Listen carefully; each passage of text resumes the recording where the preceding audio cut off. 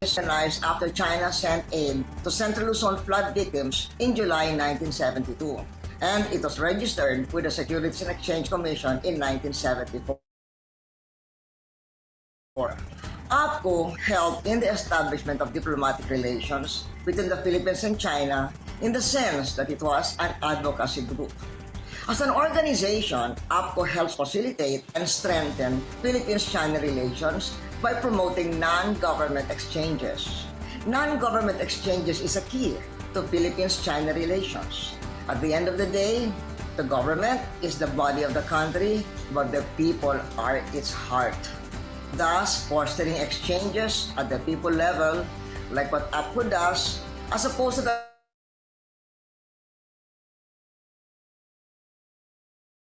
government level, is the natural way to create ties between nations.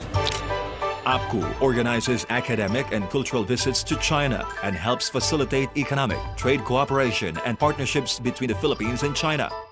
The association is indeed very active in the conduct of the APPCU Forum, which is a platform for a constructive conversation on current bilateral issues among policy and thought leaders, experts, and stakeholders to foster friendship, understanding, and cooperation between the two countries.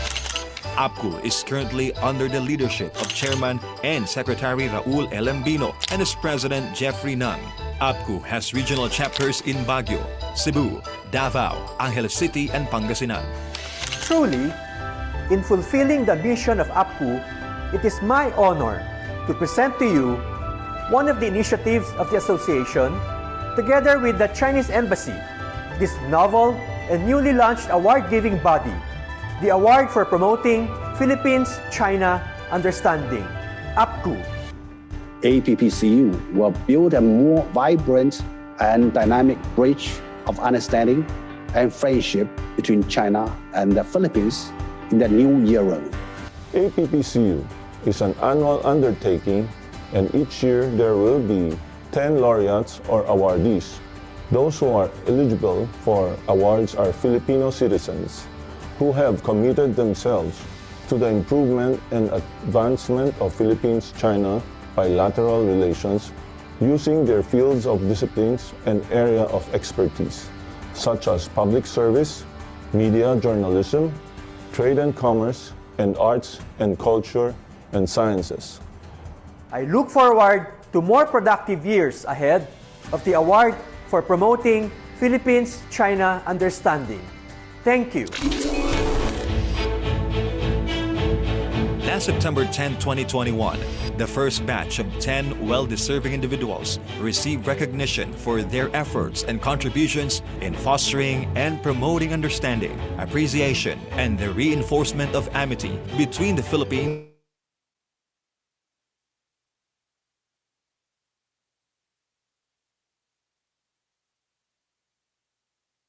and China in a virtual ceremony. Last year, first ever APPCU Hall of Fame awardees were former First Lady Imelda Romualdez Marcos and former Special Envoy to the Philippines to China and Philippine Silk Road International Chamber of Commerce Chairman, Ambassador Francis Chua. The awardees for the outstanding contributions were Philippine Association for Chinese Studies, President Dr. Romel Banlawi, Global Talk News Radio, and ang maestro host, Herman Laurel, kaisa para sa Kaunlaran Incorporated founder, Teresita Ang C., and Confucius Institute at UP Diliman Director, Dr. Lourdes Tanhueco Nepomuceno.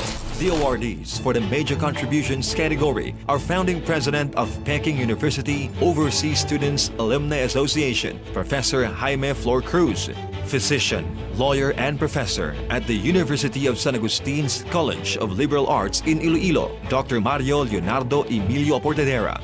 President and Editor-in-Chief of SovereignPH.com, Adolfo Ado Paglinawan, and 51 Top Brand Ambassador John Nicolo Fernandez. This year, another batch of 10 commendable and esteemed APPCU laureates will be honored and recognized for their contributions to promoting understanding and friendship between the Philippines and China. The award indeed is in many ways a commemoration of the Filipino-Chinese Friendship Day and the day when the formal diplomatic ties were established between the Republic of the Philippines and the People's Republic of China on the 9th of June. 1975. May we take on a greater role in the communal task of promoting Philippines-China mutual understanding and friendship. Sheshe, salamat and mabuhay.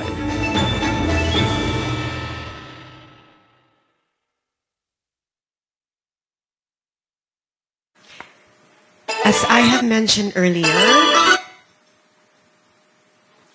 and explained in the APPCU AVP, the two entities or organization that jointly set up APPCU are APCU and the Chinese Embassy in Manila. On this note, representatives from both organizations will deliver their opening statements on behalf of the APPCU 2022 Organizing Committee, composed of representatives from APCU and the Chinese Embassy in Manila. Please join me in welcoming our first resource speaker, APCU Deputy Secretary General, Mr. Peter Lavina, for his opening statement. Mr. Lavina, you now have the floor.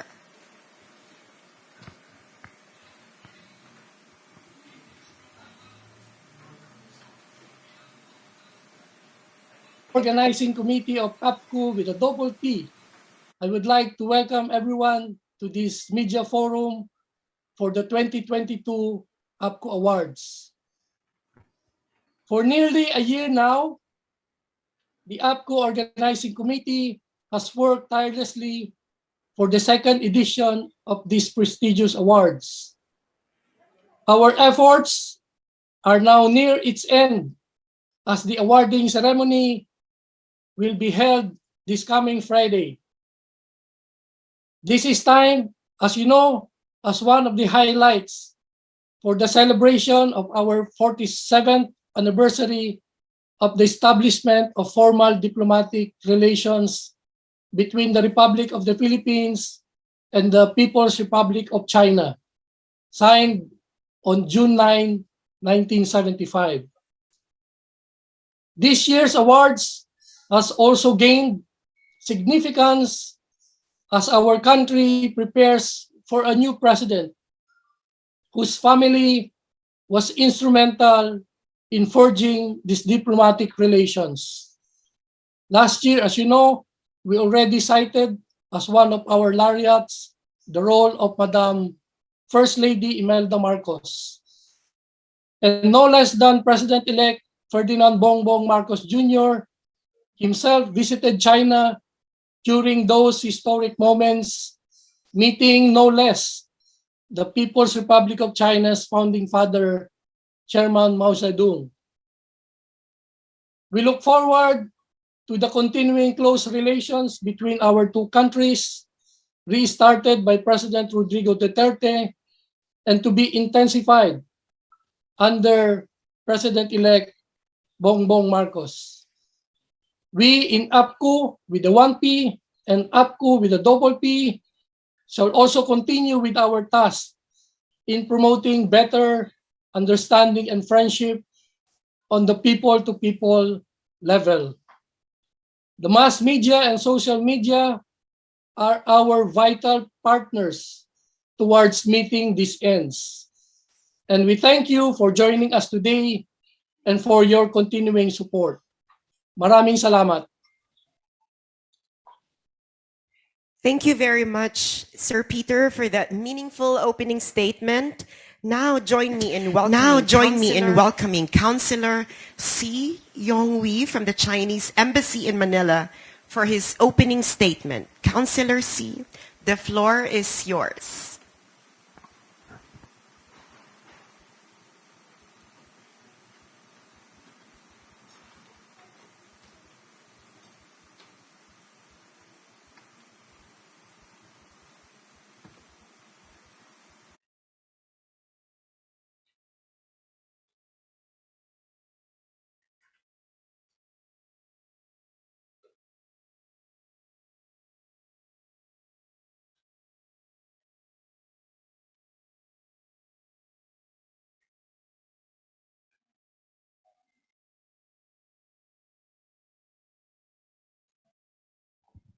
We apologize to our audience. We're just having a slight technical difficulty.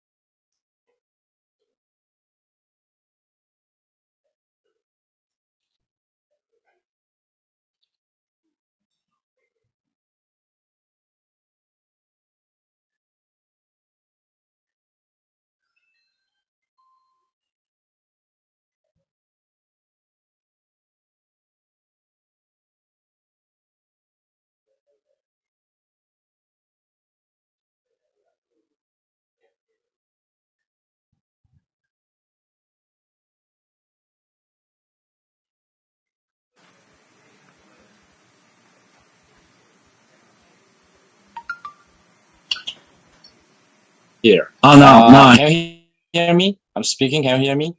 Yes, we can hear you, Councillor C. Good. Just You fix now the have the problem. floor. So it's my turn. It's my turn to speak. You now have the floor, Councillor C. Good. Thank you. Sorry. Hi. I'm Yonwi Xie, from the Chinese Embassy. Honorable awardees of the second APPCU Award for Promoting Philippine-China Understanding. Friends from the media, good morning. It has been delayed a little bit due to some technical problem. Sorry for that. On behalf of the Chinese Embassy, I would like to welcome you all to this virtual pressure. It's a mixed one. I'm sorry I cannot make it to the scene, so I joined this pressure via Zoom. The award for promoting Philippines-China Understanding, APPCU, is a newly established award just for 2 years. This is the second time. The award was jointly initiated by the Chinese Embassy and the Association for Philippine-China Understanding, APPCU. And it was first announced by Chinese State Councilor and Foreign Minister Wang Yi and former Philippine President GMA in January last year during Wang Yi's official visit to the Philippines. This is the second year the embassy and APPCU hold award and related activities. APPCU is designated to pay tribute to those who have made their contributions to promoting mutual understanding and friendship between our two countries, so that we can encourage more people to follow the Laureates suit to enhance mutual trust, scale down differences, and boost affinity and promote collaboration among the Chinese people and the Filipino people. Here I would like to elaborate a little bit on the rationale and also some of the considerations behind the initiation of this APPCU. I would offer 3 angles. First is the historical angle. APPCU is aimed to inherit and carry on a fine tradition of friendly exchanges over the past century. As we all know that China's friendly interactions with the Philippines date back to over a millennium. Over the past millennium, generations of wise and brave predecessors initiated trade and people-to-people bonds between China and the Philippines. In the early 16th century, the great Chinese navigator Zheng He, or locally known as Cheng Hou, was sent by Emperor Yongle of China's Ming Dynasty to make multiple visits to Sulu Archipelago on his 7 overseas voyages seeking friendship and cooperation. This actually happened more than a century ahead of the Western colonizers who come to discover this part of the world. In sharp contrast to Western colonizers, what China brings to the Philippines was not conquer nor war, but cooperation and friendship. During the same period, the East King of Sulu, Sudan Paduka Patala, made a return and goodwill visit to China, to Ming Dynasty. And unfortunately, the Sudan passed away on way back home due to illness, and some of his family members decided to stay in China and take care of his royal tomb built by the Ming Dynasty. Today, the Sudan's descendants in China counts 21 generations. They are the keepers of the tomb, as well as the keepers of their Islamic faith in China. I'm happy to see that Princess Jasel Kilam, a descendant of Sudan of Sulu, Paduka Padala, is among the 10 laureates of this year's APPCU award. The story of Zheng He and Sudan Paduka Padala are two of the many extraordinary representatives over our long time of interaction, friendly interaction in history. Looking back into history, we will find that our two peoples have such natural aspirations to know each other, develop friendship, and live in harmony and peace. Today, we should inherit and carry forward the spirit of our ancestors to continue this journey of mutual understanding and friendship. The second angle I will offer is to today, present day, to meet the reality of our bilateral relations. During the past 6 years, under the strategic guidance of President Xi Jinping and President Duterte, China and the Philippines have entered a new golden era and established a comprehensive strategic cooperative relationship, which has brought tangible benefits to the people of both countries, and also putting positive energy into the peace and stability of the region, especially over the past 2.5 years facing the COVID pandemic. Recording in progress. During this past 2.5 years facing the COVID pandemic, our two countries and peoples have been fighting the virus in solidarity, forcing an even closer partnership. A friend in need is a friend indeed. China will never forget the help the Philippines rendered at the initial stage of China's pandemic. And we also reciprocating it in good faith. And China has also shown its gratitude for the help that Philippines render us. Apart from being the only country that sent a medical expert team to the Philippines, China has also donated a generous quantity of much needed medical supplies such as PPEs, testing kits, and ventilators.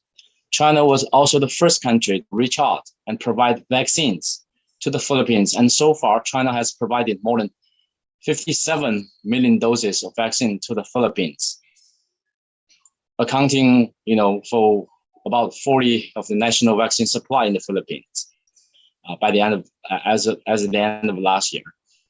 As the interests of our two countries are closely intertwined and the people-to-people interactions are increasingly intensive, it is especially necessary that we have the APPCU award to answer the people's aspirations and meet the need to jointly construct a closer China-Philippine partnership. The third angle I think I offer is to look forward to the future. A few days ago, on May 18th, President Xi Jinping had his first phone conversation with Philippine President-elect Bongbong Marcos. President Xi stressed that both countries should carry forward the friendship on both sides and stay true to our original aspirations. The two countries should also grasp the general trend, write a grand story on the China-Philippine friendship in the new era, and follow through the blueprints for bilateral friendly relations, so as to usher in an even higher, brighter future for the bilateral ties. President-elect Bongbong Marcos also said that the new incoming administration would make Philippines-China relations a foreign policy priority and is ready to strengthen exchanges at various levels and deepen cooperation with China in economy, trade, infrastructure, energy, culture, and education. He also expressed the hope that the relationships between China and the Philippines could shift to a higher gear, leading to more fruitful and meaningful outcomes for the two countries under his administration. Looking to the future, I believe APPCU would build a new bridge of understanding and friendship between China and the Philippines in the new era. And the China-Philippine friendship will gain more and more popularity with the support of APPCU award. As the Chinese saying goes, that friendship, which derives from close contact between the people, holds the key to sound state-to-state relations. To that end, we need to raise awareness and reduce misinterpretation, misunderstanding towards each other. China and the Philippines have great potential for cooperation in the field of people-to-people and socio-cultural exchanges, and there is still much for the two peoples to learn about each other. We'll have to admit also that certain misunderstandings and differences are, to some extent, a hindrance to, elevating our friendship. And also, it's high time for us to join hands to overcome this misunderstanding on certain issues. Well, finally, I would like to congratulate all of the recipients, the laureates, the 10 laureates of the second APPCU for their achievements in promoting the cause of China-Philippine friendship in various sectors such as education, media, culture, social activities,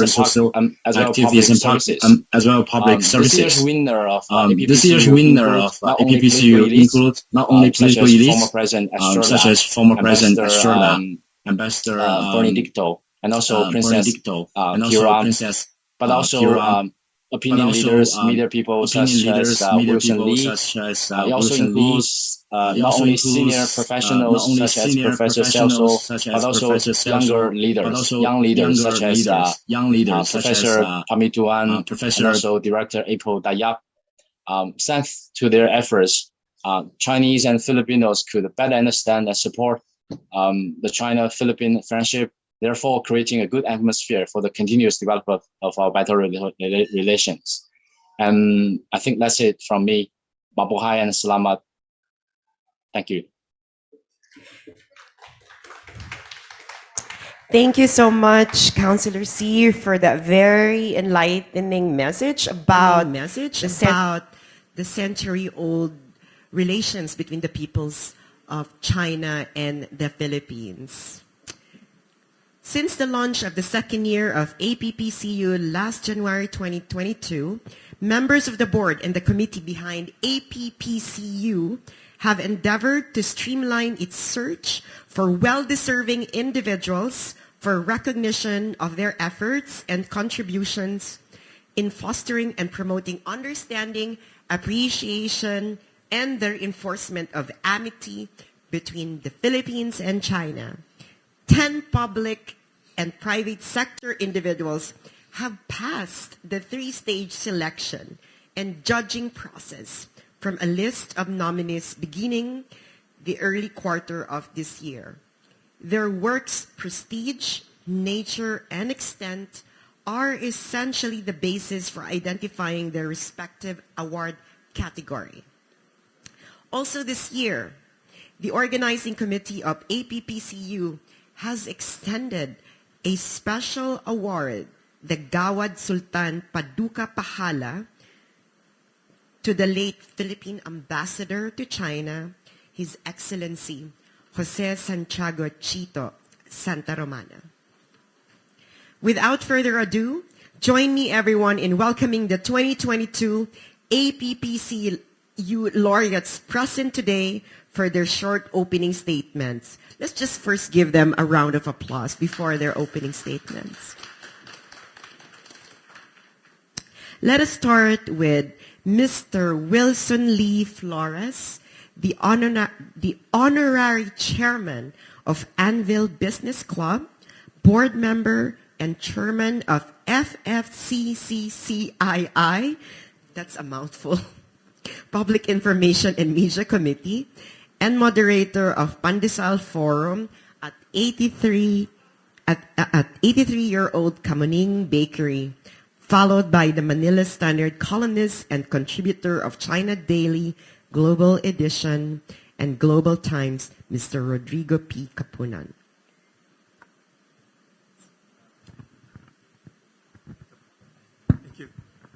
Thank you, Sas. You look younger in person than in social media. I always follow you. Thank you. Good morning to everyone. It's an honor and thank you to APPCU for this encouraging award. This award is an encouragement to all people, not only to the awardees, but to all people in the Philippines who sincerely wish to promote better understanding between the Philippines and our neighbor China. So we congratulate the APPCU organization and thank them for this.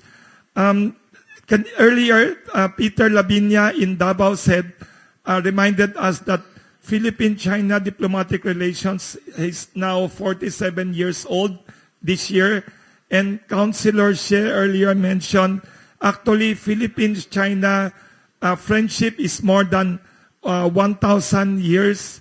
I'd like to mention only, there was a businessman friend of us told me before, Philippines, our encounter with foreign countries in the past thousands of years had been very interesting. How was our interactions and experiences with foreign countries? With Spain, when Spain came to the Philippines, it was war and colonization. We became a colony. And then briefly, the British came also in the 1700s. It was also war, British against Spain. And we became a colony of the UK for a short time. And then another foreign encounter was the US. When they came here in the 1890s, it was war and then colonization. And then Japan. When Japan came also, it was war and 3 years of colonization. What about China? More than 1,000 years of encounter with the Philippines. What they brought here was siopao, siopao and mami. In 1,000 years, it's only trade, it's cultural exchanges. So thank you for this award. All of us will continue to do our humble share, better understanding between our two countries, neighbors. There's also a saying, I don't know if I read it with SAS or from someone. Somebody said, it's more important to have good relations with your neighbor than, more important your neighbor, good relationship, than your far away relative. So let us promote better friendship with our neighbor, which is not only an ordinary neighbor, it is again rising as the economic superpower of the 21st century. Thank you very much to APPCU. Thank you. Mr. Rod Kapunan, Hi, the floor is yours. Good morning. First, I would like to thank you for giving me this award. I'm deeply honored. And what I'm going to tell you is is to clarify things about Philippine-Chinese relations. This is particularly about our claim in the South China Sea. Gusto ko lang maklarify ito because most of us insist that South China Sea belongs to the Philippines. The original treaty, the original document that we have is the Treaty of Paris, signed on December 10, 1898. And the Treaty of Paris clearly indicate the demarcation boundary between China and the Philippines that separates them through the South China Sea. Yun lang, I want to clarify this, you know. And one thing unusual about that boundary is that the so-called Spratly Islands or group of islands, now known as Kalayaan Group of Islands, is not included in the boundary. It is outside the Philippine territory. In fact, our boundary is much closer to Palawan than to any other islands in the Pacific. So, I noticed that when I first wrote this column, sulat ko ito, I said that South China Sea is not part of the Philippines. And to my surprise, immediately, a reporter from China Daily called me up. And then she asked me, I still remember the reporter, are you sure what you are saying? Sabi, yes, I'm telling you that because I have here the map, the Treaty of Paris.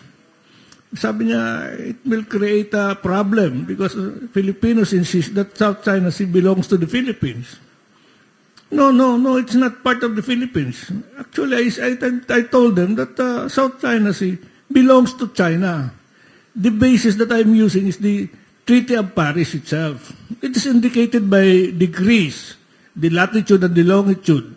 It's very clear. And so, I did not insist on that, but later on, under the Aquino administration, this problem cropped up because of the so-called incursions of Chinese vessels to the Philippines. Many Filipinos started protesting and insisting that it is ours. I tried to revive an old treaty. I remember way back in 1950, the United States urged the Filipinos, many countries in Southeast Asia, to sign the Treaty of San Francisco. The Treaty of San Francisco was headed no less by Macapagal himself, Diosdado Macapagal, Romulo, and many others, many prominent Filipinos, signed the Treaty of Paris in 1950. In that particular provision, it states that the Philippines, that the United States, it was sponsored by the United States, the United States urged Japan to surrender Spratly and Paracel Islands to China, not Taiwan. You have to surrender these islands to the People's Republic of China. And immediately after that, it was followed by the Treaty of Taiwan, the Taiwan Conference. That Taiwan Conference was intended to revise the Treaty of San Francisco. Instead of using... yes. Instead of using China, they used Taiwan. That was the purpose of the San Francisco Treaty. So to make it short, it is clear that the Philippines signed that agreement acknowledging that Taiwan and Spratly Islands and Paracel Islands belongs to China, not Taiwan. That is one agreement, it's one evidence indicating that it is not ours, it is not part of the Philippines. Then finally, that was late, much later, I was able to talk with the First Lady, Madam Imelda Romualdez Marcos. She asked me, but the President issued 2 decrees regarding our ownership to these islands. In fact, she asked me that. Tinanong nga niya ako kung ano talagang position ko. No, my position is clear. That the 2 decrees are this. The first decree simply means that the Philippines is not ours. It becomes naging atin yan using the word because of the we call that continental shelf principle. Ang sabihin niyan, pagka may continental shelf, ang pinakamalapit dyan na isla to Palawan is Spratly. So, yan ang number 1 na basis ng ano. But President Marcos never intended to own that as part of the Philippines, but simply by annexation, by collateral, how do you call that? Collateral because of the continental shelf. The second decree, I explained it to ma'am, is that the second decree, it was extended because of our accession to the so-called UNCLOS. The UNCLOS extended our territorial waters to 200-mile limit. In-extend natin yan. So, because of that, inabot yung, how do you call that, yung Spratly Islands, because of this UNCLOS. But UNCLOS was ratified in 1982. And they call that the Treaty of Paris was ratified in 1898. And so, I explained this to Mrs. Marcos na iba yung decree, iba yung UNCLOS, iba yung yung PDs na in-issue ni President Marcos. So, maybe the Philippines insisted on, when I was invited to to speak in Hainan Island, including part of this South China Sea problem. I explained that Philippine position, they were talking about at that time the problem in Scarborough, Kalayaan. I said, Scarborough just happened, we insisted on our claim that Scarborough is part of the Philippines. No. We only managed to extend that because of the UNCLOS. But Scarborough is 270 kilometers away from the Philippines. Malayo pa rin, labas pa rin ng Pilipinas yun. And then, yun nga, well, I would like to clarify this. These are many things that nagiging problema. So, I hope this will clarify about my position on our claim in the South China Sea. Thank you very much. Thank you so much, Mr. Wilson Lee and Mr. Rod Kapunan, for those historical lessons. Marami tayong pag-uusapang malalim ata sa mga panelists natin. Now, may we have Manila Times columnist and book author, Mr. Mauro Samonte. Good morning. To begin with, I really don't know why I'm here. No. This came as a total surprise. You know, whenever I do something, I do it out of conviction, not for such consideration as recognition or award or things like that. No. My writings about China is born out of my, well, understanding of human and social history. If you would come down to it, whenever a social system gets institutionalized in one section of the world, all the other systems in the rest of the world just get assimilated into that system. For instance, capitalism came about as a result of the French Revolution in 1948 and 1848, I mean. So all the rest of the systems in the world, the feudal system, got assimilated into the capitalist system. Now, out of the 1917 Bolshevik Revolution in Russia, socialism got institutionalized in Russia. And after that, all the other systems in the world, the capitalist system, got assimilated into the socialist system. Now, it just turned that came about that the 73-year-old socialist system in Russia was overthrown in 1991 because of the glasnost perestroika by Mikhail Gorbachev. And then socialism came into the one cradle of China. Today, China stands at the one single cradle of socialism. And proof of that is the worldwide spread of President Xi Jinping's Belt and Road Initiative. What I'm trying to point out is that because of this development, there is no other way for all the other systems in the world but to get assimilated into the Chinese system. That's the reason why I have been writing about the China leadership in the world economy.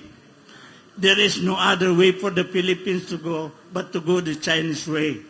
Otherwise, it is a disservice for a Filipino not to recognize that. Kung yung BRI ni President Xi Jinping got fund out to Europe, to Africa, to the Middle East, why not to enable that is the Philippines? So I say, for a Filipino not to recognize that is a disservice. And that is why I've been agitating for a widespread dissemination of this socialist system of China in the Philippines. That's the only way that the Philippines can achieve prosperity. No other way. That's why I wrote in my book, The Way, the Truth, China, The Way, the Truth, and the Light. It's an anthology of my columns in the Manila Times. It is comprised of only 50% of what I've written about China. The other 50% remains to be published in part of probably of that book. I'm 81 now. I hope to live a little longer to be able to do part of my book. Thank you. Thank you so much, Mr. Mauro Samonte. And I'm actually an avid reader of your column in the Manila Times. So happy to see you here. And may I also acknowledge the presence of APPCU 2021 laureate, Mr. Herman Laurel. And of course, the officers of APPCU as well. And our next opening speaker is Philippine Director of Confucius Institute at Angeles University Foundation, Professor Kevin Franco Pamentuan, who would be joining us via Zoom. Is he ready? Okay, Professor Pamentuan, the floor is yours. 早上好, Luzon, Visayas, Mindanao, and to all our friends all over the world. Allow me to express my appreciation to the members of the organizing committee of the APPCU and for choosing me to be one of the awardees for this year. For me, and for my team, this award will be another source of inspiration. And me and my team will definitely continue our works in providing the Filipino youth with access to Chinese language learning, giving them another and its culture. Each one of us, at least, has one drop of Chinese blood, and we just need to recognize that our Filipino identity in many ways is influenced by our bond with the Chinese people for the last 600 years. So I believe we just need to recognize, we just need to accept that in many ways, we are not just neighbors, we are not just countries in one continent, but of course, we are one family. 天下一家, we are one family. So I believe since we are one family, we need to work hand in hand for a more prosperous Philippines. And of course, for a more improved bilateral relations between the China and the Philippines. So I wish that the Philippines, as part of the Asian family, as part of the China-ASEAN family, will be among the first countries to benefit from the rich resources, from the expertise, and of course, from the good deeds of our neighbor, of our family members, the People's Republic of China. With that, magandang umaga po and mabuhay po tayong lahat, and congratulations to all the awardees, and maraming salamat po, APPCU. Thank you so much, Professor Pamentuan, for explaining to us how the identity of the peoples of China and the Philippines are deeply intertwined. Before we continue to our last speaker, may we remind everyone that we will have an open forum after the opening statements, and we will get questions from the media, as well as from our live stream viewers who are watching us from SMNI and of course from my page for the motherland. So those who are watching us online, please ask questions, because our laureates have actually given us a lot of insights about the relationship between China and the Philippines. Now, for our last but not the least speaker, we have senior lecturer at the University of the Philippines, Visayas, Professor Celso Elkainlift, who will be joining us also via Zoom. Sir, Professor Elkainlift, the floor is now yours. Without such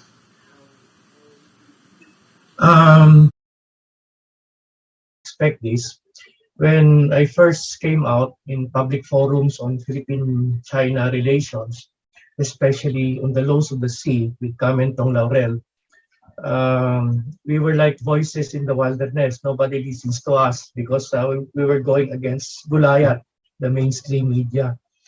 For someone who have studied and understand international law, especially the laws of the sea, I was scandalized by what were coming out in the media. There were so much disinformation. Eventually, I realized that the bottom line here, because there is a shift of prosperity from the west to the east. Asia's time has come. That's why many Western nations could not take it. Hence, they demonized China. They are steering the good relationship of ASEAN countries with China. And I'm glad finally our voices were heard. But still, there's still so much to do. We're just beginning. And I have 3 wishes from APPCU, which I'm also willing to help. Number 1, if you can come up with a good communication plan, a very simple, in a very simple language that a man on the streets would understand. Because many Filipinos still do not understand a more adequate, do not have a grasp of more adequate substance of the issue. Second, if you can do a campus tour, actually we kick off already last 2019 in the University of San Agustin in Iloilo with Pamentuan Laurel, General Corpus, Kaado Paglinawan, Austin Ong, Ambassador Encomienda. And the response was really overwhelming. In fact, the students were saying, how come we never heard of this in mainstream media before? And actually, we already have a list of universities in line, but the pandemic put a stop to the momentum. So if we can continue that campus tour to reach out young people, especially students. Third and last, we need to do a lot of lobbying in Congress, because many of our local legislations are still not in tune with the many international treaties that we signed and ratified. One of them is UNCLOS. The issue is too technical to discuss right now, but I'm willing to sit down if you can have a technical committee, because you have to present position papers, lobbying papers to Congress to attune our local legislation to the international treaties that we signed. With that, again, I want to congratulate my fellow laureate. As I said, there's still so much to do, and I hope we will be together with our friends in the Chinese Embassy to spread the good news. So maraming salamat po, Che at mabuhay. Thank you so much, Professor Elkainlift, about informing us about the misinformation that's been going on for a long time about China and Philippine relations. And I think that's one of the key reasons why APPCU is founded, in order to, dispel the myths surrounding the relationship between China and the Philippines. Before we continue in open forum, I will just have to discuss some key takeaways from the statements made by our 2022 laureates. Of course, we have discussed a lot about history of the relationship between the Chinese and the Filipino people. Another important information is the deeply intertwined identity between Chinese and Filipinos. Parang hinubog tayo sa iisang, ano ba yung terms of Tagalog nito? We were woven from the same thread, diba? Cut from the same fabric. And that's very important to remember, because, that would be the foundation of your good relations. You share a common identity. And of course, we have a lot of some contentious issues as well, especially about the territorial history of the Philippines and its relationship with our claim in the South China Sea. And and of course, the recommendation of Professor Elkainlift on how to improve the China and Philippine relationship, especially on how to dispel the misinformation. It's very important that Professor Elkainlift mentioned the disinformation that had been going on in mainstream media for a long time.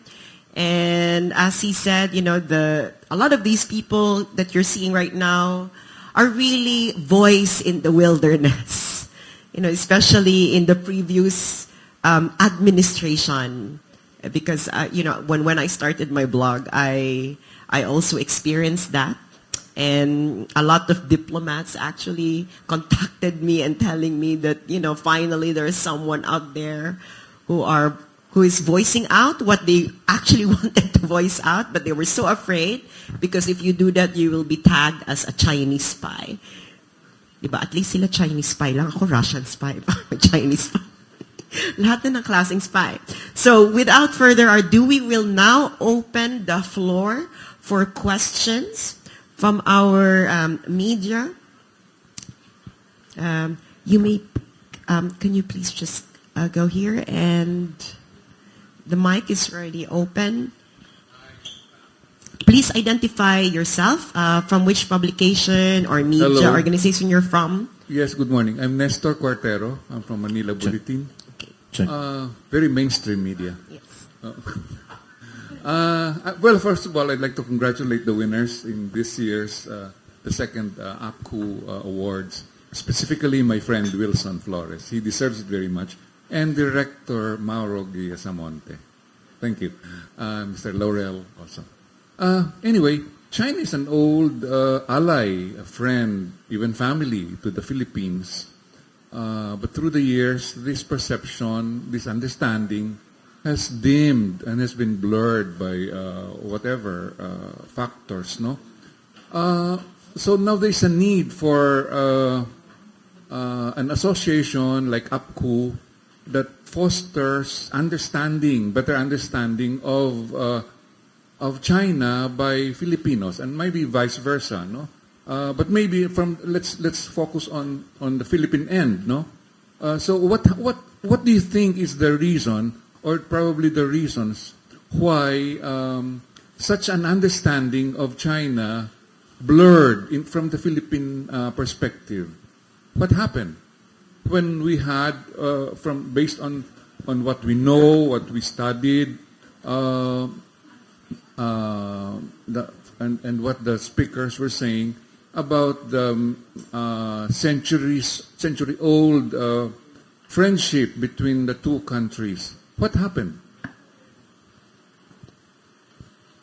Mr. Wilson, yes. would you like to answer the question? Yes. Thank you, Professor Nestor Cuartero.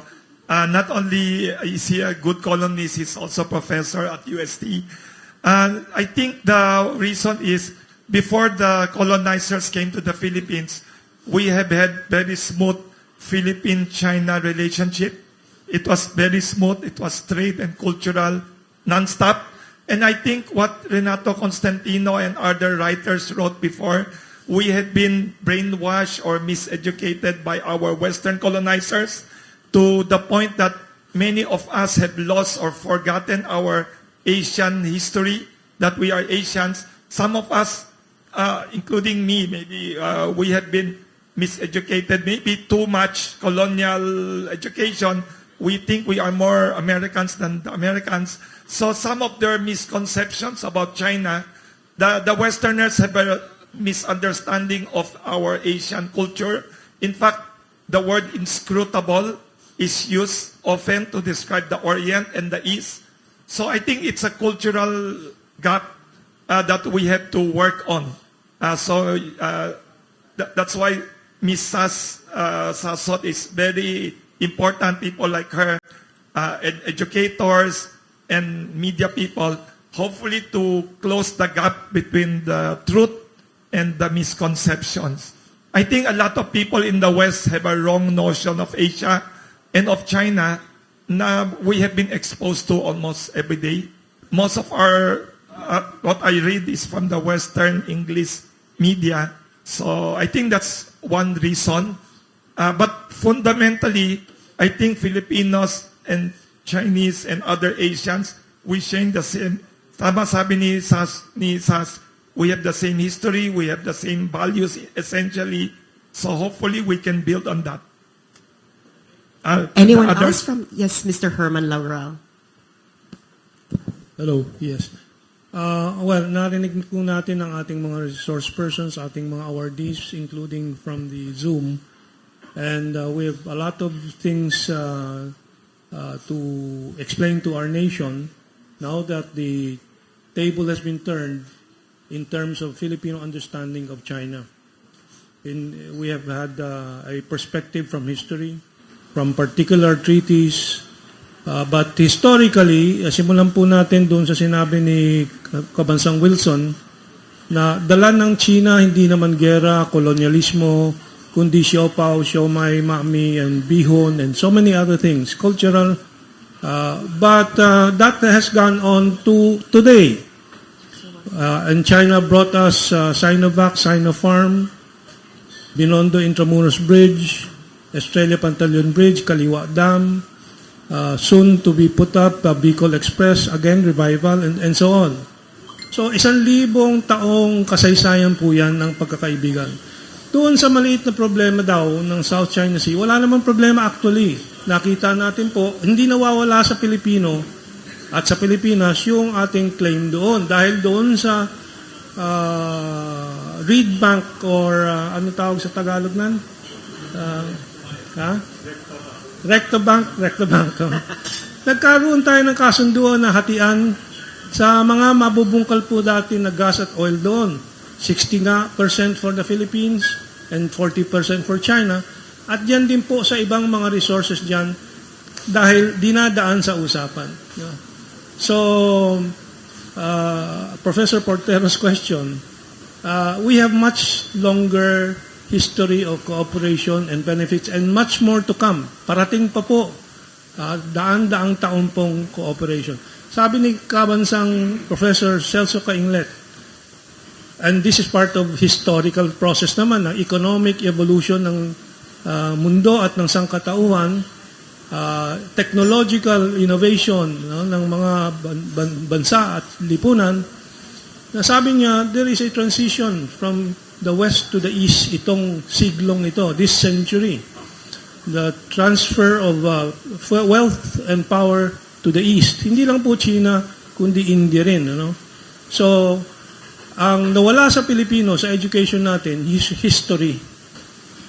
We must really focus on our history, and then we will see one of the most significant and pivotal civilizations in human history from here on is the Philippines. Tayo po ang fulcrum ng kapayapaan o kaguluhan sa Asia. We are the pivot for peace or tensions and war, which an old culture, the United States and the Western civilization, 500 years of imperialism, na ngayon naghihingalo, pero gustong ipilit na makabalik po sa Asia at mangibabaw sa Asia. So, I don't know. Yeah, well, speaking of, yes, I agree very much with your observations, Mr. Laurel. But speaking of exposure and terminology, remember that the West would call us the Far East. That's why they call us the Far East. We are in this side of the world. Ang tawag nila sa atin, Far East, no? So that context alone speaks much of a certain bias, no? Anyway, my second question and the last one. Sir, Mr. Professor Pamentuan will also answer your question po, if you don't mind. Oh, yeah, sure. Please. Thank you, Professor Pamentuan. Thank you, please. The floor is yours.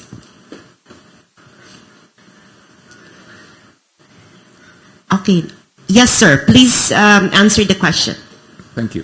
Thank you po. I agree with Kamentong and Sir Wilson because for the past years, disputes and differences between the two countries have been magnified by some media entities. Negative notions about the China and Philippine relations have been dominating the media. That is the reason why the APPCU, APPCU, and other organizations should work harder to highlight the achievements of the cooperation between the Philippines and China, achievements which may actually directly or indirectly affect the lives of the common Filipino people. I think yun ang kulang sa atin. We keep on looking on our differences, but we fail to recognize the achievements of our cooperation. I think what is more important, development to our country, and of course contribute to the betterment of the lives of the common Filipino people. Yun lamang po. Maraming salamat po. Yes, thank you. May we have your final questions? I think we should actualize the suggestions of Professor Elkainlift, no, about launching an effective communication plan to further benefit understanding of China by Filipinos. My final question is about the cultural exchanges. What was the latest cultural exchange project between, initiated by APPCU, and who were the beneficiaries? How often is this being conducted? How does one qualify to be a cultural exchangee? In what fields are these being done? Thank you. Thank you, Ms. Sass. Thank you po. Anyone who would like to answer the question? Okay, Miss Anna, Professor Anna Malinti. Okay, thank you for that question. Thank you also for everyone for coming and for the speeches of our awardees and our guests. No, with regard to the different activities of APPCU, there are a lot. No, it's just that as of the moment, because of the pandemic, we kind of been limited. So for now, we're organizing APPCU forums and what you call the Manila Forum. This is basically a platform where different issues that have something to do with Philippine-China relations are being discussed. But as to the cultural exchanges, as of the moment, sir, medyo na-stop siya. It's precisely because of the COVID. But before, we really have that different exchanges. Sometimes we sent cultural dignitaries to China, and sometimes we invite here as well. And also, we facilitate trade partnership and economic partnership between the two countries. But as of the moment, sir, because of the COVID, we're kind of limited in terms of movement. But Professor. What was the last one in 2019, sir? Sir, I was not yet a member of the organization at that time, no? But I think earlier in the AVP, there was, how do you call that? There was like a flash of photos of the different cultural activities, no, that we stage as an organization. So that one, sir, I can provide it. I can provide actually the, how do you call that, the write-ups for that later, sir, since I'm the one organizing the whole thing. So, sir, I will provide that later, sir. Thank you, sir. But thank you for that question. I think that question is very relevant because I believe that when you build relationship between states, I think cultural aspect is important. The exchanges, not only in terms of state-to-state level, but people-to-people level, and most especially cultural exchanges. Sir, I think I need to ask our board about these things. At the moment, sir, I don't have exact number. Yes, sir, we facilitate. We don't give scholarship really like from our side, but we facilitate scholarship that's being funded by China. So, like for example, if there's an available scholarship, we ask certain young students or young people to apply, and then we'll help and recommend. That's one of our advocacy and one of our programs and project po. Anna. Where do people apply? Where do they go to apply for the scholarship? Sir? Yeah. Yes. I'd just like to add that there are many institutions and bodies facilitating all these cultural exchanges. But just an example, there's the Soledad University in Fujian province. An entire university under the, I forget the larger university, but an entire college dedicated to accepting Filipino scholars to study in Fujian province. Just one. Just one. But I think Kevin Pamentuan has a lot of information there because Kevin's Confucius Institute, I think, has graduated 25,000 or overall of all the Confucius Institutes. No? Yes. So there's a lot of information that will fill a book, but I think he is indicating that we should publish a book on all these projects Diba?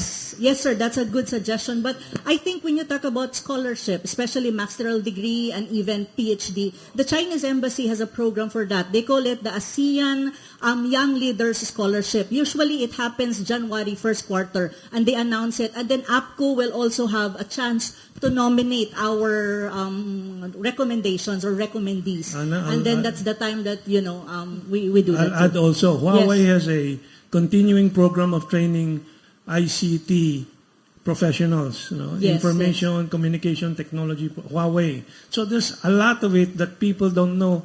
It would fill a volume. Yes, I think there's a lot actually that we need to publish and popularize, especially scholarship. I think for young people who wants to study for like graduate studies, master's degree and PhDs. So Tell us about it. yes, we will. We will more publish it. Thank you so much, sir, for that wonderful Thank you question. so much, Professor. Before we move on to our next question, let's just summarize a bit of insights that they told us. About xenophobia in our history, about the role of our Western colonizers in actually implanting xenophobia among our people. Just a bit of historical fact, there was actually a genocide against the Chinese in the Philippines committed by natives and was actually provoked by the Spaniards. No, I think there were like 2 instances of genocide. If you go to Chinatown, you would in Binondo, you would know the history of that genocide. So actually, a lot of our anger towards the Chinese was actually provoked by Westerners. And I was reading the comments from live stream, and then they said here that we all have a long history with Muslims, for people from India and the Chinese, and the mark of our relation, the characteristic of our relationship is via trade. So we were like trading people. We were only colonized by the Spaniards and other Western powers, and then that changed the game. So may we now proceed to our next question, please. Please say your name and from where are you from. Thank you. First of all, good morning and Sir, please. congratulations to all the awardees. So if there is one person who knows each and every one of you by reading the information, aside from Professor Ana Malindug-Uy, it's me because I'm the one editing all the write-ups that came since the first awards for publication for the Manila Times. It is just to conform the style of the Manila Times. So I've been covering this for 2 years now.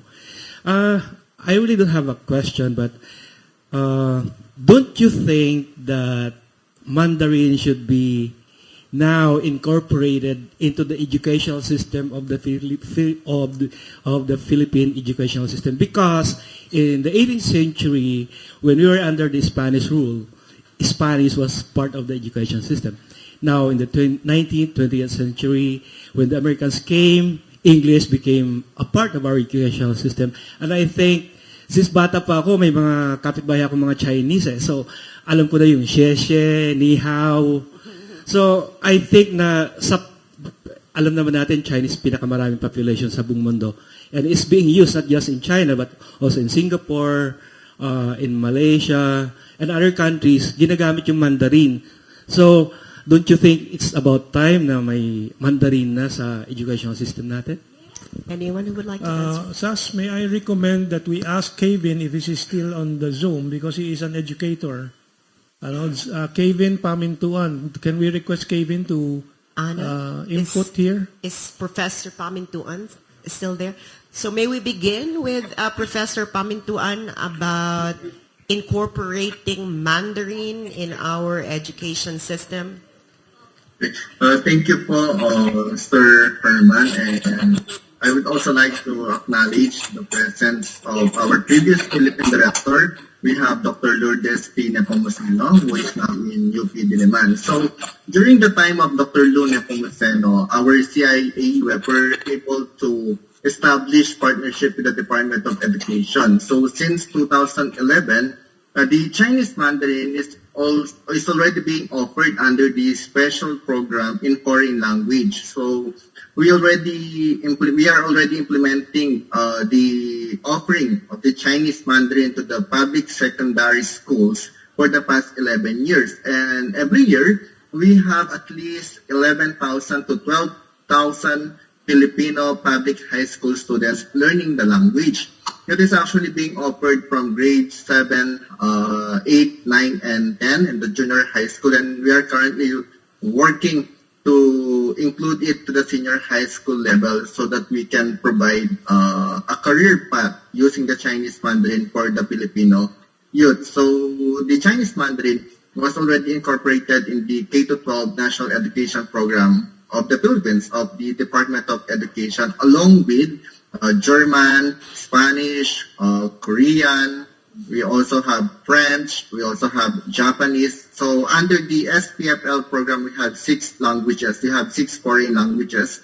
And one of those languages is the Chinese Mandarin. And we were able to successfully train 396 public school teachers, meaning 396 deputy teachers to teach Chinese Mandarin. So we are not only importing volunteer teachers from China to the Philippines, we are also training our own teacher, our own deputy teacher, to actually teach Chinese Mandarin as a foreign language. And I am proud that some of the fruits or some of the graduates of the SPFL Chinese Mandarin are already working in different companies, and they are already earning more than what I'm earning. So I'm very proud of this program, and I believe there is really a need for the Chinese Mandarin to be further expanded, and sana more schools will be implementing Chinese Mandarin. Currently, we have 93 public high schools from 9 regions of the Philippines offering the Chinese Mandarin. Thank you so much, Professor Pamentuan. I believe Professor Elkainlift would also like to answer the question. Yes, regarding the first question, what happened? What happened was there was really a deliberate, well-funded, well-calibrated operations to demonize China. There are media present here. You can check if what I'm saying is true or not, because my source was impeccable. Albert Del Rosario, when he was Secretary of Foreign Affairs, hired Center for Strategic and International Studies, an NGO based in Washington, which is run by the CIA. The money paid to CSIS was diverted to Albert Del Rosario Foundation. This is where clowns like Hadrian, Carpio, et al., mainstream media, were getting funds for their media operation campaign to demonize China. And the operation, Heart of the Filipino Cinderella Complex. Inapi kami, inagaw yung teritoryo namin. Paano maagaw yan? Dagat yan. Nobody owns the sea in SAS, you know that. Because of the doctrine that the sea is the common heritage of mankind. No? Tapos yung mga terminology, barkong pandigma ng China. Chinese Coast Guard yun, those are civilian ships. Kaya nga nilipat natin yung Coast Guard natin sa DOTC. No? Because in international relations, if your Coast Guard is under the Navy and you send your Coast Guard to rescue a ship in distress in territorial waters, that is an act of war. So there was really a deliberate campaign to demonize China. Thank you so much, Professor Elkainlift, for that insight. Anyone from our on-floor panel? Maganda yung question kanina nung taga Manila Times. I think it's the global phenomenon now of people learning Mandarin. We should also do that. Like the owner of Facebook, Mark Zuckerberg, I read that he studies Mandarin every day, 1 hour. The princess of Thailand, the very popular sister of the king now, speaks very fluent Mandarin. I think it's a very good advantage for the Philippines to learn more languages, especially tourism. I believe the Philippines will be like the Spain and France and Greece of Asia for China tourists. We have a tropical climate. We have happy culture in the Philippines. China, they are overworked. They are overworked and they have a very harsh climate of winter. So we are like the Greece and France and Spain of Asia. So if we have more Mandarin speakers, I hope we'll get a bigger slice of the China tourism market, not just Thailand and Singapore. Thailand has like 11 million China tourists every year before the pandemic. We have only 1 or 2 million, not yet even 1 million. So that's a great idea. I hope we all learn more Mandarin. Di ka pa yata pinanganak noon nung sumikat ang Mandarin group na F4 singers, actors and actresses. That's pinanganak na po ako noon. Hindi kasi mga teenager. Walang biro. That's one way to promote cultural understanding is to learn their language. And I think we Filipinos, unlike other countries, we are more adaptable to foreign languages. We are the most international people. We are everywhere in the world. Diba? OFWs and seamen. So I think learning Mandarin is a good way to promote better understanding between Philippines and China. Well, I think if we want to be a trading country, we must be multilingual. Like, for example, the Netherlands. If you go to, I studied in the Netherlands and lived there for 11 years. And they speak at least 4 languages. Wow, the Dutch. At least 4, yes, the Dutch. Imagine. And now they're now studying Mandarin in high school. Wow. So that when they in college, they can speak Mandarin because the Dutch loves to trade, and then they know in their history, if you want to trade, you have to speak the language of the people you're trading with. So, ayun po, Mr. Samonte, Mauro Samonte. Yeah, bago tayo mabusan ng oras, I'd like to make an observation. If you guys notice it, our discussion about Philippine-China understanding seems to be confined to the upper level of society. There is not one concern that has been brought out regarding bringing the benefits of friendly relations with China to the grassroots level. Nobody has ever raised that, but that's my primary concern. No. Culture, lahat yan sa mga elitista, no? Economics, mga business entrepreneurs, but nothing has been said about bringing China friendship to the grassroots level. And mind you, Chinese goodwill will be measured not according to culture, not according to intellectual criteria, but according to the economic benefits that China will bring to the Philippine masses. Thank you. So that's a very important point to highlight. Material benefits, actual material, tangible material benefits for the Filipino masses. Which, well, more than the bridge. Because as Mr. Mauro Samonte this or elitist, and the bridge is mostly used by people with cars. So maybe if they can give us a better public transportation system. Anyone else who would like to ask a question? We are now down to our last 2 questions. Yes, ma'am. Please identify yourself and where you're from. Okay, before anything else, I'd like to congratulate all our awardees. I'm Direct Lani Esteban, Director of Chinatown TV. My question is, if you are to give one more lecture to those people who still do not understand the PH and the Philippines-China understanding relationship, or to those people who are still misinformed, what would the highlights be? My question may be answered by Mr. Mauro Samonte, Mr. Kapunan, or Mr. Flores. Okay, to begin with, I don't think Filipinos have this ill will toward China. It's not that China is being hated by Filipinos. It's just that Filipino minds are being corrupted by Western propaganda.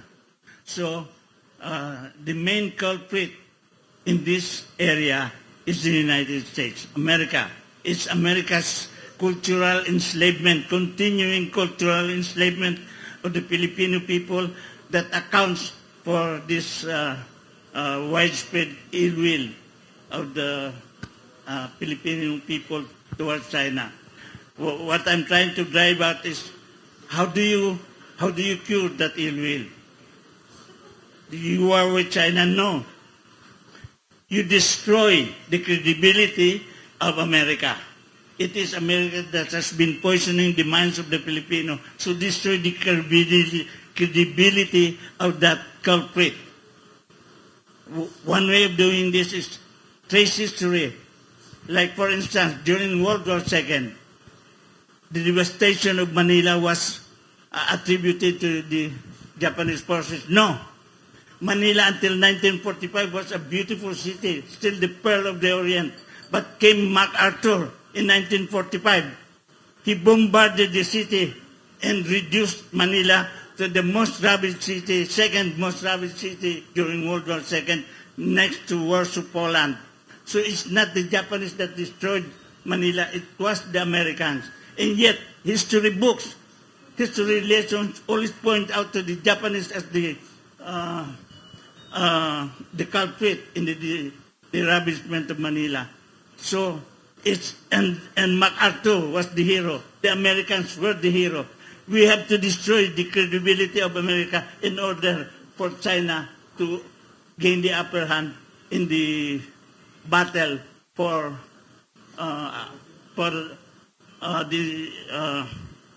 the liberation, cultural liberation of the Filipino mind. Thank you.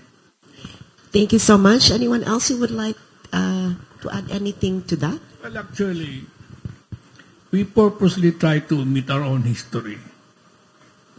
We filed the case against China over in the South China Sea, but we did not mention the Treaty of Paris. We did not even mention the San Francisco Treaty or the Taiwan Treaty. These are important documents we should have presented. That's why we are muddled. We try to avert the fact that in those treaties, it does not include the Spratly Islands as part of the Philippines. Yun lang naman importante dyan eh. Another thing is the San Francisco Treaty. It's important. It's an important document kasi yan, ang Amerika mismo nagsasabi na sa Japan, sinabi ng Amerikano sa Hapon, isauli mo sa China yan kasi sa China yan. Pero hindi nila sinabi na balik mo sa Pilipinas yan. Kasi ang Pilipinas hindi talaga kasali doon sa Treaty of Paris na yun. Yun lang. Thank you. Mr. Wilson Lee? Yes. To that question, I'd like to see, I hope Philippines will see China not only as a good friend, not only as an important neighbor, but as an opportunity. Alam mo, before the pandemic, I was invited to Shanghai one time. I saw mga fruit shops. And then sa fruit shops, may nakalagay doon very proudly sa harap. Nakalagay, Philippine pineapples, Philippine bananas, Philippine, you'd be very proud. Tapos, that's one of the many benefits of our better ties with Philippines and China. If I'm not mistaken, we are the #1 exporter of bananas now to the world's biggest consumer market, which is China. So let us see China as a great opportunity for tourism, for English teachers. I heard thousands of English teachers all over the Philippines teach, I don't know, millions or how many Chinese kids via internet. So we are not only good friends. I hope we should also remember, when my mother got sick, I remember, it wasn't our relatives far away that helped her. It was our next door neighbor that drove her to the hospital ER. So China is an important neighbor, is an important trading partner, and hopefully always a good friend. Thank you. Thank you so much. Anyone else who would like to answer Ms. Lani's question? If not, we will now proceed to Dr. Nepomuceno, APPCU 2021 awardee. He has a question and she's going to join us via Zoom. Dr. Nepomuceno, welcome, and the floor is now yours. Thank you very much for this opportunity to let everybody know the extent of Mandarin language education in the Philippines. In my capacity as the director of Confucius Institutes, of two Confucius Institutes in the Philippines, namely University of the Philippines and Angeles University, which started in 2010. Now, from then on, in as much as Confucius Institute are based on the collaboration between a Philippine university and a Chinese university. In our case, in the University of the Philippines, our partner is Xiamen University. Okay, when I joined University of the Philippines and led and was tasked to lead the Confucius Institute, it was still in an early stage wherein nothing, no framework whatsoever was done, just like AUF during my time. But anyway, I just realized that language teaching is not for schools only.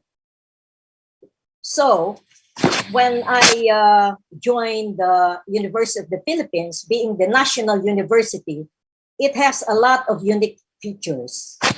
And University of the Philippines is not partnering with a so-so university, right?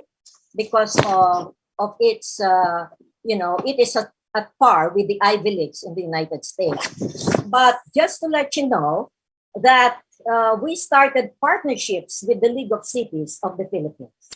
And the League of Cities of the Philippines are subsidized by the mayors. Okay?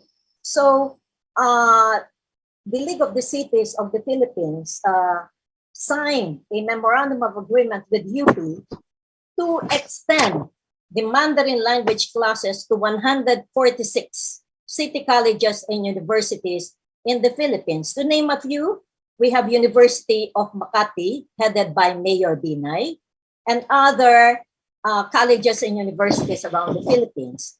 And then we, former Chancellor Tanden and I realized that we will not only target schools, but we should target the key government offices. So we did that, and we were able to partner with the Department of Foreign Affairs.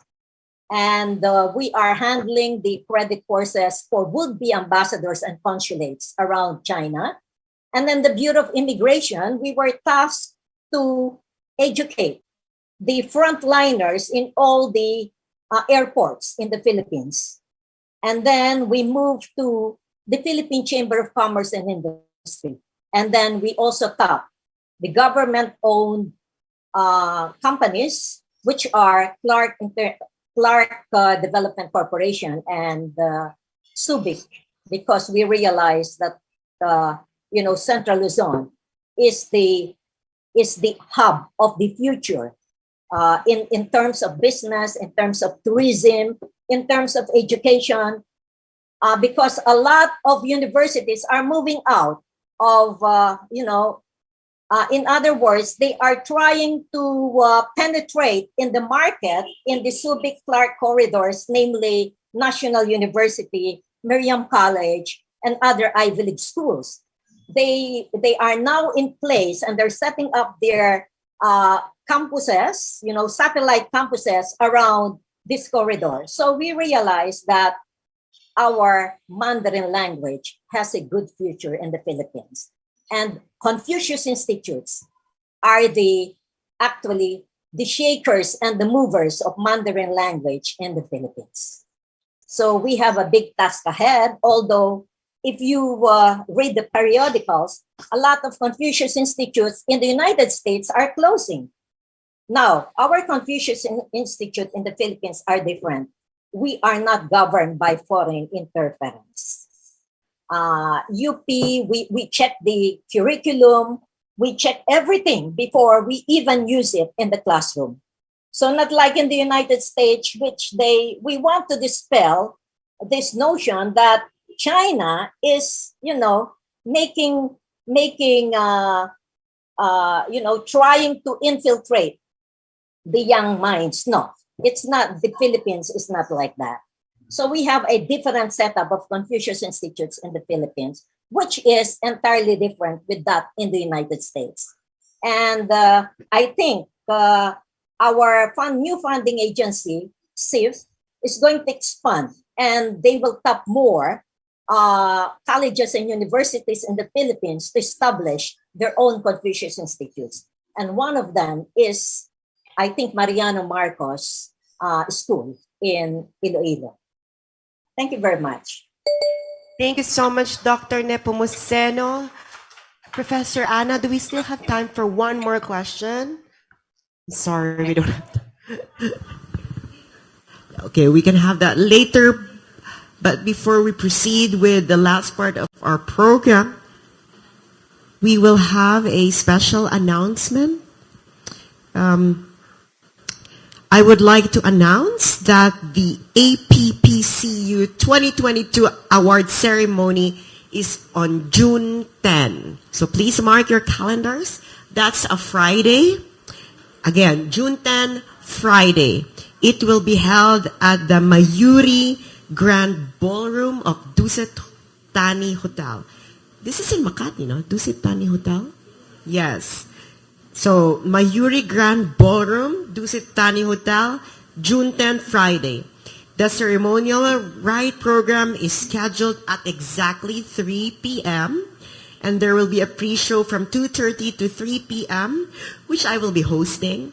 And the award ceremony is a hybrid one, so we will have a face-to-face and as well as online presence from our other guests and Nobel laureates. So we'll see you on Friday, June 10, 2:30, beginning from 2:30 at the Mayuri Grand Ballroom, Dusit Tani Hotel. Now, since I was informed that Sir Peter Lavina is no longer available. So later it will be Professor Ana Malindugoy who will be speaking on his behalf. But please be reminded that the award ceremony is also going to be live streamed on the official Facebook pages of APPCU, Chinese Embassy Manila, Chinatown TV, GTNR, The Manila Times, and SMNI. And moving forward, may we now have Professor Ana Malindugoy to speak on behalf of Mr. Peter Lavina. And this will be followed by Councillor C. Yonwi from the Chinese Embassy Manila, then by Mr. Wilson Lee Flores, Mr. Rod Kapunan, Mr. Mauro Samonte, Professor Celso and Professor Kevin Franco. So here are our closing statement, beginning with Professor Ana Malindugoy speaking on behalf of Peter Lavina. Okay, as the Vice Chairperson of the APPCU Organizing Committee, I would like to thank everyone for coming to this media forum. Thank you so much. The APPCU Organizing Committee appreciates so much your participation and for joining us in this momentous event. To the APPCU 2022 awardees, my congratulations, and I will see you at the awarding ceremony on Friday, and that's 2 o'clock. Again, we have a pre-show at 2:30, but the ceremony will start at exactly 3 p.m. Congratulations and have a pleasant day to everyone. Thank you so much, Professor Ana Malindugoy. Now, may we have Councillor C. Yongwi from Zoom. Hi, everyone. I've been listening attentively to all the statements from our laureates, and also the questions raised by our media friends, as well as the answers. Very wonderful answers from our laureates and also members of the organizing committee. I think we do have discussion on various topics. There were people-to-people culture. There were also some of the hard issues, which really, some of the misunderstanding. Anyway, this is a successful press conference. I congratulate everyone attending this forum, and also warm congratulations to the awardees of this year of the APPCU Awards. Once again, I hope to see you again on our Friday, June 10th awarding ceremony. And this is actually very exciting. The first time we have a physical awarding ceremony in hotel, thanks to the improving pandemic situation. And see you then, and hope everyone can join us either physically or online. Thank you. Thank you all. Thank you, Councillor C. Now may we have Mr. Wilson Lee Flores. Thank you, Sas. Thank you once again to AID Association for Philippine-China Understanding and to the Chinese Embassy for this award for all the awardees. I think the Philippines and China are not only good friends, we are complementary in many ways. Now under the outgoing President Duterte and the incoming President, we are strengthening independent foreign policy, while our neighbor China has a policy called Community of Shared Destiny. These are complementary. Also, we have build here, while in China they have a Belt and Road Initiative. So we are really complementary and partners. Thank you to the award, and hopefully we will all continue to deepen and expand friendship and understanding between our two neighbors, our neighboring countries. Thank you. Maraming salamat. Mr. Rod Kapunan. Well, thank you very much for giving me this opportunity to speak to you and clarify to you certain things, particularly our relations with China. Thank you very much. Thank you so much, Mr. Until now, I really cannot yet feel the impact of the award that I'm about to receive in a few days. I really don't know how to react yet, but let me just tell you what I've done writing about China is born out of conviction, not of any need to be recognized or things like that. And I'd like to reiterate my plea that Philippines-China understanding must be brought down to the lowliest folks of Filipino masses. Thank you. Thank you so much. May we now have Professor Celso who's on Zoom? Yes, sir. Yes, Bidang, Sas, to those who much are given, more are expected. Because of the honor that was given to me, I'm now ready to give it back to our friends, China, and most of all to the country, the Philippines. Because after the pomp and circumstance, the real work begins. And as I said here, thank you very much. Thank you so much. And lastly, Professor Kevin Franco Pamentuan. As a product of the friendly relation between the Philippines and China, I myself will remain committed to work harder and to look forward for a shared future of China, the Philippines and China, to bring a win-win situation to everyone. Maraming salamat po. Thank you so much, everyone. Well, ladies and gentlemen, friends and colleagues, this is the end of our media forum this morning. On behalf of APPCU, the Chinese Embassy in Manila, the APPCU 2022 Organizing Committee, and the 2022 APPC Laureates, thank you very much for joining us.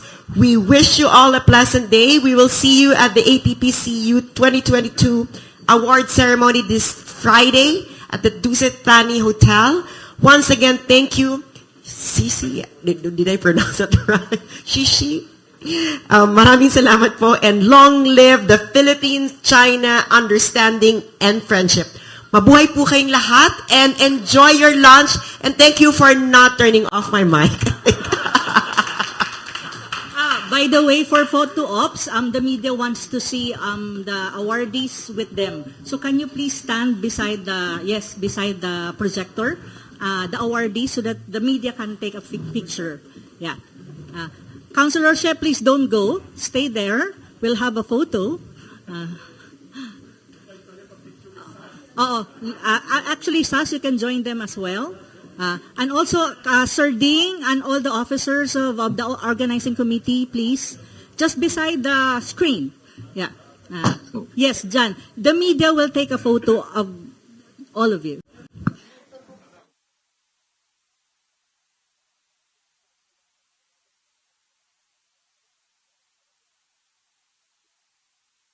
Subscribe to SMNI News Channel and turn on notification button for more news updates.